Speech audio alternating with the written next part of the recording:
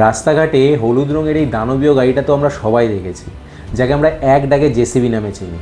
কিন্তু আপনি কি জানেন জেসিবি আসলে কোনো গাড়ির নাম নয়, আর এই যন্ত্র আবিষ্কারের পেছনে রয়েছে এক অদ্ভুত জেদের গল্প।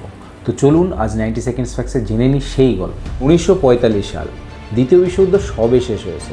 ইংল্যান্ডের এক যুবক জোসেফ সাইরিল ব্যামফোর্ড মাত্র 1 পাউন্ড দিয়ে পুরনো একটি ওয়েল্ডিং মেশিন কেনেন।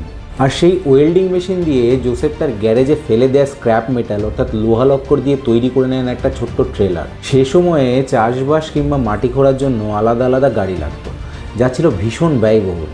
তাই জোসেফ ভাবলেন যে এমন একটা গাড়ি বানানো যাক যেটি কিনা সব কাজ একাই করতে পারে। সালটা 1953। জোসেফ এক অভিনব বুদ্ধি খাটালেন। একটি সাধারণ ট্র্যাক্টরে সামনে জুড়ে দিলেন ব্যাকহো, আর ট্র্যাক্টরটির পেছনে জুড়ে দিলেন একটি হাইড্রোলিক বাকেট। ব্যাস তৈরি হয়ে গেল পৃথিবীর প্রথম ব্যাকহো লোডার। তো চলুন এবার নামকরণটা দেখুন। জেসিবি, জোসেফ সাইরিল ব্যামফোর্ড, অর্থাৎ জোসেফের নামের অদ্যাক্ষরগুলি নিয়ে কিন্তু পরিচিতি পেল সারা বিশ্বে এই যন্ত্রটি, যা আজ আমরা জেসিবি বলেই জানি। কখনো কি লক্ষ্য করেছেন যে সব জেসিবি হলুদ রঙের?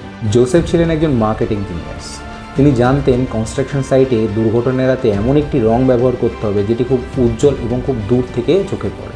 তাই তিনি বেছে নেন এই উজ্জ্বল হলুদ রং, যা কিনা আজ সারা ওয়ার্ল্ডে একটা সিগনেচার স্টাইল হয়ে দাঁড়িয়েছে। আজ ভারত সহ বিশ্বের 150টিরও বেশি দেশে এই জেসিবি মাটি খুঁড়ছে, রাস্তা বানাচ্ছে।